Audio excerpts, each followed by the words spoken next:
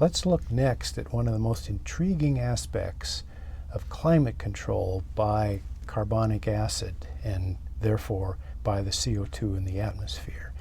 And that involves silicate reactions. And silicates are calcium, silicon, and oxygen. And these are solids, and they are present in rocks. So we're going to consider a very interesting case where we've got CO2 and water, rainwater, and we've already solved for the pH of rainwater, and it's a function of CO2. But when that rainwater hits crustal rocks, it creates a very important chemical reaction. Namely, if I take that calcium silicate and I react it with 2CO2 and put that in the liquid phase with water as the solvent, that produces a calcium cation, and it produces 2 bicarb anions, and finally SiO2, which is essentially sand. That's what sand is made from. So this calcium silicate represents a generic silicate rock, and that's what we've described here. So what we have through time is the acidity that's intrinsic to the rainwater striking rocks at the Earth's surface, flowing down the river into the ocean. And so let's take a look at what that means. We've just written down the first of these reactions. That's the calcium silicate with CO2 forming the calcium cation and the bicarb anion.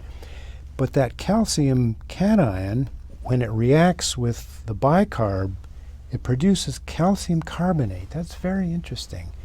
And it produces CO2 and water.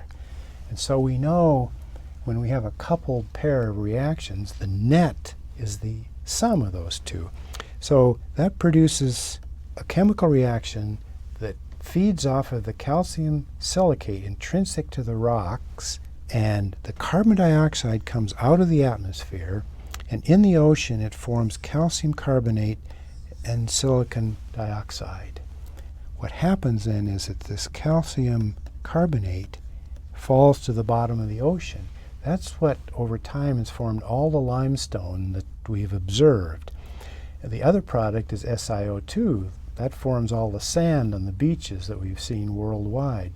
So this silicate weathering reaction, on the face of it, is not terribly complicated, but it's profoundly important because it dominates the way in which the atmospheric CO2 interacts with the crustal rock, forming the combination of silicates in the ocean and calcium carbonate as the product that sinks to the bottom. So we're taking CO2 out of the atmosphere over time and converting it into limestone that forms all the beautiful limestone structures worldwide, and sand that constitutes the sand on the world's beaches.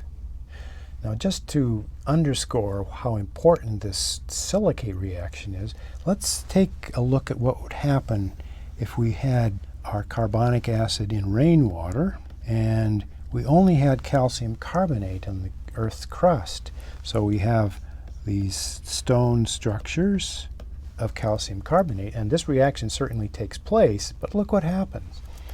We take that calcium carbonate and we react it with the CO2 water combination. That comes through in the liquid phase of rain.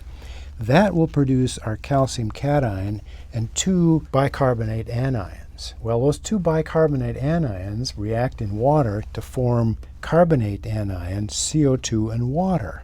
The calcium cation reacts with the carbonate in the water to produce calcium carbonate. And the remarkable thing is that nothing happens. There is no net exchange of CO2 with the rocks on the surface nor with the ocean. This is an example, and there are many others that we'll see, where the carbonate anion, even though it's present in very small concentrations, is extremely important for a number of reactions in the acid-base system controlling the relationship between CO2 in the atmosphere and carbonic acid in the ocean. And so the difference between the silicate content of the rocks that extract CO2 from the atmosphere, and the calcium carbonate rock that doesn't, it results in a null set of reactions, distinguishes the capability of the silicate to control climate over time.